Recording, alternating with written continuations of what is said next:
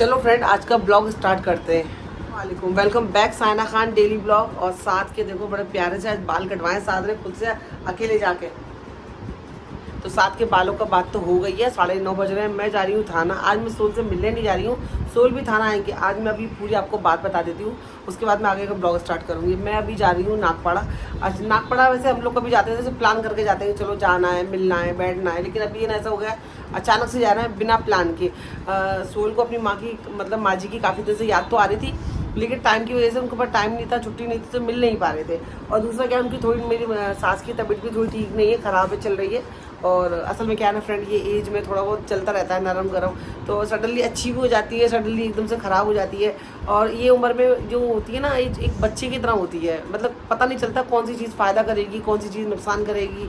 तो बस यही चल रहा है उनके साथ में। आप उनके लिए दुआ करना, और बस चलते हैं उनसे मिलने के लिए, और आपको भी मिलवाते हैं। चलो साथ, चलो कट गए बाल तुम्हारे भाई, चलो जल्दी से जाएंगे हम लोग थाना से लेंगे सोहेल को, फिर सोहेल के साथ में जाएंगे नागपाड़ा। लकली ऐसा हुआ है हमारे साथ में, हमें लोकल खाली मिली है, वरना मिलती नहीं है। और आराम से पूरा डब्बा खाली है। हाँ यार, पूरा स्टेशन भी खाली है, कुछ अजीब सा ही लग रहा है, वरना इतना सन्नाटा। लोकल में भीड़ नहीं, स्टेशन पे भीड़ नहीं, पता नहीं। गए हमें सोहेल, जो कि स्टेशन पे खो गए थे। फोन करके पूछ रहे किधर है, किधर है। हमने बताया स्टेशन पे 6 नंबर पे हूँ, 6 नंबर पे हूँ। और मैं जल्दी आ गई आपसे।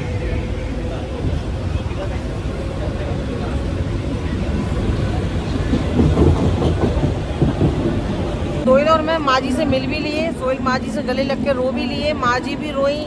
और ये सब मैंने शूट नहीं करा क्योंकि मैं खुद इमोशनल हो गई थी इन दोनों को देख के फ्रेंड। अब हम लोग 15 मिनट बैठे ना, 15 मिनट बैठे थे। माँ जी तो आने भी नहीं दे रही थी, पर हमें घर जाना था। सोहेल को सुबह काम पे भी जाना है, खाना भी नहीं खाया है इन्होंने।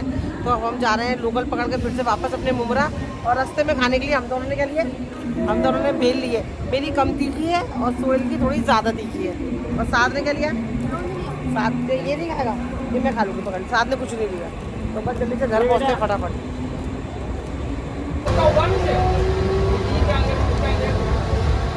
खाएं सब, खाने का चमचा था ये खाने का चमचा होता है, इससे खाते हैं।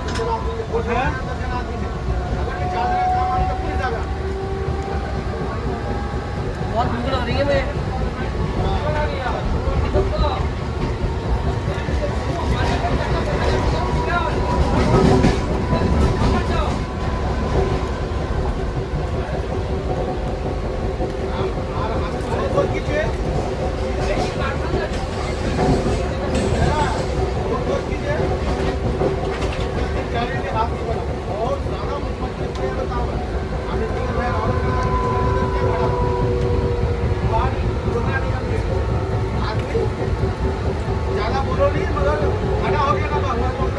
और जब मेरी भेलपूरी ख़त्म हो गई, उसके बाद साथ देखो मेरी गोद में सोहेल के बैग के ऊपर सर रख के सो गया है। उसको नींद बहुत तेज़ आ रही थी और हवा भी चल रही थी ना, तो हवा में उसको नींद आ गई। नींद तो 12:30 बजे हम लोग मुमरा स्टेशन पे पहुँचे। और अच्छा हुआ रास्ते में ना भेलपूरी ले ली, वरना पेट का तो बुरा हाल हो जाता भूखे हमारे। तो जो भेलपूरी खाई थी उसे थोड़ा सहारा लग गया। और ये 12:30 बजे की हमारी मुमरा। दुनिया में कोई जन्नत है तो वो इंसान का खुद का घर है, चाहे वो कच्चा पक्का झोपड़ी किराए का अपना कुछ भी हो। क्योंकि इंसान कहीं पे भी होके आ जाए, कश्मीर भी घूम के आ जाए, लेकिन इंसान को जो सुकून मिलता है ना, उसे अपने घर में ही मिलता है। तो बस अपने घर पे आ गई हूँ यार, टॉयलेट करके गई हूँ यहीं से। और अभी भी जब से मैंने वहाँ पर टॉयलेट ही नहीं करा, बड़ी देर टॉयलेट आ रही है मुझे। माँ बाप कितने ही बूढ़े क्यों नहीं हो जाए फ्रेंड, माँ बापों के साथ बच्चे भी बूढ़े क्यों नहीं हो जाए, लेकिन माँ बाप के लिए बच्चे तो बच्चे ही होते हैं। और दूसरा, चाहे रिश्तेदारी में कोई और अगर बीमार पड़ जाता है, जैसे कि चलो खाला हो गई या कोई और हमारे रिश्तेदार हो गए, तो इतना इफेक्ट नहीं पड़ता हमें। सच बताऊँ, फैक्ट बता, इतना इफेक्ट नहीं पड़ता। चलो हाँ, बीमार है, देखिए आते हैं, कुछ हो जाता है तो। लेकिन जब माँ बाप को बीमार होते हैं तो जाहिर सी बात है, अंदर से ही बुरा लगता है। सोहेल की माँ सोहेल से चिपट के इतना रोई, तो मैं भी इतना इमोशनल हो गई। क्योंकि देखो फ्रेंड, सोहेल रोज़ जा नहीं सकते, लद्दाख उड़ रही है, गर्म कर रही है सब्जी तो, और हम उनको यहाँ रख नहीं सकते क्योंकि उनकी तबीयत बहुत जल्दी ख़राब हो जाती है और पल भर में हो जाती है। अभी बैठी है, क्योंकि थोड़ी देर बाद पता चलेगा उनकी तबीयत ख़राब हो गई, उनकी ऐसी हालत है। और रोज़ जाना क्या होता है, मिलना मुश्किल होता है, मुमकिन नहीं है रोज़ जाना। वही मेरे पापा बीमार है, आज मैं जानती हूँ कि मैं इतना दूर हूँ, आगरा से मुंबई मुझे इतना दूर लग रहा है। अब ये कि मैं अल्लाह मेरे को मिल नहीं पा रही हूँ, देख नहीं पा रही हूँ, पर रोज़ फ़ोन पे खैर ले लेती हूँ। क्योंकि माँ बाप की जगह फ्रेंड दुनिया में कोई नहीं ले सकता। आपके माँ बाप आपके पास है, आप दुनिया के सबसे अमीर इंसान हो, सबसे लकी इंसान हो। वरना ना तो कोई दुआ करने वाला होगा, ना कोई फ़ोन करके पूछने वाला होगा बेटा तू या बेटी तू आ नहीं रही है, कब आएगी, तुझे तेरी याद आ रही है। माँ बाप किसी भाई किसी को किसी की याद नहीं आती है। एक माँ बाप होते हैं बिना किसी स्वार्थ के अपने बच्चों को याद करते हैं। नहीं आते तो फ़ोन करके पूछते हैं, आते तो उनके लिए खाना पका के रखते हैं। बाकी कोई नहीं पूछता फ्रेंड आज के ज़माने में किसी का। इसलिए बोली जिसके माँ बाप हैं उनको अपने माँ बाप की कदर करो। एक बार वो चले जाएंगे ना, आपके सर से सब कुछ चला जाएगा। आप चाहे दुनिया की दौलत आपके पास क्यों ना हो, लेकिन फिर भी वो किसी काम की नहीं है। क्योंकि वो एक तो दौलत आपके माँ बाप के काम नहीं आ रही, दूसरा आपके सर पे हाथ फेरने वाला कोई नहीं है, आपको पूछने वाला कोई नहीं है। माँ बाप भले से बूढ़े हों, लेकिन होते हैं ना तो बड़ा एक हिम्मत होती है। आज मेरा बाप बड़े से बूढ़ा है, ये उम्र में तकलीफ है, बीमार है, लेकिन मुझे बहुत हिम्मत है मेरे बाप से। अल्लाह मेरा बाप है, मेरे माँ बाप को सलामत रखे। क्योंकि वही मैं बोलती हूँ कि माँ बाप की जगह दुनिया में कोई नहीं ले सकता, और माँ बाप के जैसा प्यार हमें कोई नहीं कर सकता। इस फ़ोन की सेटिंग ना फ्रेंड मुझसे हो नहीं रही है, साथ को भी करना आ नहीं रही है। तो वो साथ कितना काला काला दिख रहा हो आपको एकदम से। तो ये जब हमने फ़ोन लिया था तो फ़ोन वाले ने हमसे पूछा था, सेल्समैन ने, कि मैं इस फ़ोन की सेटिंग करके दूँ। साथ ने मना कर दिया, नहीं मैं कर लूँगा, घर पे कर लूँगा। तो ये सेटिंग नहीं कर पाया, इसलिए मुझे जब स्कूल की छुट्टी होगी ना तब मुझे दोबारा स्टोर पर जाना पड़ेगा, और ये फ़ोन की कलर जो भी सब कुछ है ना उथल पुथल हो रखे हैं वो सही करवाऊंगी। तब तो काम चला रही हूँ फ्रेंड, क्योंकि काम नहीं रखना चाहिए। और दूसरी बात फ्रेंड, मैं आपके संग एक बात शेयर करती हूँ, एक सच्ची बात शेयर करती हूँ आपके संग में। जब मेरी शादी सोल से हुई थी ना, और ये बात मैं आज क्यों कर रही हूँ ये भी मैं ज़रूर बताऊंगी। जब मेरी सोल से शादी हुई थी ना तो उस वक्त सोहेल बहुत झूठ बोलते थे। सच बता रही फ्रेंड, बहुत झूठ बोलते थे। मतलब झूठ कैसे, बातों बातों में इंसान झूठ बोलता है, एक दूसरे से बहनों से झूठ बोलना, या मेरे सामने फ़ोन पे कुछ और बात कर रहे हैं, बात कुछ और है। तो इस बात को लेके कभी भी मैंने सोल का साथ नहीं दिया। मैं सोल से बोलती नहीं सोल ये वाली बात नहीं है, ऐसी बात नहीं है, ऐसी बात है, नहीं आप गलत बोल रहे हो, आप झूठ बोल रहे हो। या कभी सोल झूठ बोल के फिर अगर जैसे गवाही होती है तो हाँ मैं कभी उनकी गवाही भी नहीं बनी, क्योंकि मुझे पता है झूठ है। तो इस बात को लेके मैं सोल समझ चुके थे भाई इसको झूठ पसंद नहीं है। और मेरा भी सोल से काफ़ी शुरू में झगड़ा हुआ करता था इसी चीज़ को लेकर कि भाई मेरे को झूठ नहीं पसंद है। झूठ के सिर्फ नुकसान ही नुकसान है, झूठ बोलना ही क्यों, अपने घर में अंगार क्यों लगाना, अपने लोगों से झूठ क्यों बोलना, अपने घर की तबाही अपने हाथों क्यों लाना। रोजी रिजक उड़ता है। आप दिन भर में आदमी जितना भी मेहनत करता है उसका एक झूठ वो सारी मेहनत पे पानी फेर देता है। तो मैंने कभी भी इस चीज़ को लेकर सोल को सपोर्ट नहीं किया, और बल्कि सोल की झगड़ के प्यार से हर तरह से मैंने सोल की आदत को बदलवा दिया। अभी वो जो बात जितनी होती है उतना करते हैं, झूठ नहीं बोलते। मेरे सामने तो नहीं बोलते, इसलिए मैं कह रही हूँ, ठीक है। मैं वही बोलती हूँ जितनी बात हो उतनी बात करनी चाहिए। क्योंकि फ्रेंड अगर मैं ये बात क्यों कर रही हूँ, मैं बता रही हूँ क्योंकि मैं लोगों को देखती हूँ, जब किसी का आदमी किसी का शौहर झूठ बोल रहा होता है और गलत बात कर रहा होता है तो बीवी चुप लगा जाती है, ये चुप होकर सुनती है। वो देखो अगर आदमी झूठ बोल रहा है, बीवी चुप रह के भी उसका सपोर्ट कर रही है, सपोर्ट तो कर रही है ना, चुप रह के भी सब सपोर्ट ही कहलाता है वो, क्योंकि आप उस चीज़ के खिलाफ आवाज़ नहीं उठा रहे हो। तो क्या होता है, जितना गुनाह में भागीदार आपका आदमी हो रहा है ना, उतने ही भागीदार आप भी हो रहे हो, क्यों? क्योंकि आप भले से आपने झूठ नहीं बोला पर झूठ को सपोर्ट किया, आपने अपने आदमी को टोका नहीं, बोला नहीं, झगड़ा नहीं किया। सही बात के लिए आदमी से जब हम लिपस्टिक पाउडर और कपड़े, मेरे मामू की चाचा के यहाँ शादी है, मेरे चाचा के बच्चों की शादी है, मेरे खाला के बच्चों की शादी है, उनके लिए अपन कपड़ों के लिए अपने आदमी से झगड़ा करते हैं। तो अपने आदमी से उस चीज़ के लिए झगड़ा क्यों नहीं कर सकते कि नहीं तुम झूठ बोल रहे हो, नहीं ये बात ऐसी नहीं, क्यों झगड़ा फैला रहे हो, क्यों गलत बात को बोल रहे हो, क्यों आप ऐसा बोल रहे हो। औरत बोल सकती है ना, तो आदमी को भी क्या लगेगा, नहीं भाई मैं गलत हूँ, मेरी बीवी मेरे खिलाफ खड़ी हो गई है। तो ये चीज़ शुरू में झगड़ा होगा, लेकिन धीरे धीरे जो चीज़ आप सही कर रहे हो, सही के लिए झगड़ना ही पड़े तो एक दिन वो चीज़ भी सही हो जाती है, झगड़ा भी खत्म हो जाता है। क्योंकि आप सही चीज़ के लिए झगड़ा कर रहे हो, आप सही चीज़ के लिए आवाज़ उठा रहे हो। सही चीज़ क्या होता है ना फ्रेंड, शुरू में हजम नहीं होती है लोगों को, तो वो क्या करते हैं, आपसे झगड़ा करेंगे, आपको दबाने की कोशिश करेंगे, रोकने की कोशिश करेंगे, पर आपको रुकना नहीं है। तो आप सही हो, एक ना एक दिन आप भी सही कहलाओगे और आपकी वो जो चीज़ पे आप झगड़ा कर रहे हो वो चीज़ भी खत्म हो जाएगी। तो मैं देखती हूँ ना औरतों को क्या करती है, चुप लगा के अपने आदमी को सपोर्ट करती हैं। ये नहीं बोलती है नहीं तुम गलत बोल रहे हो, तो गलत है, आप गुनाह में दाखिल हो रहे हो बहन मेरी।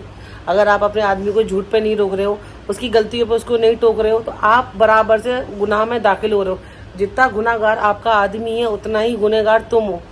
चुप रह के सपोर्ट करना या अपने आदमी को सही पे नहीं टोकना।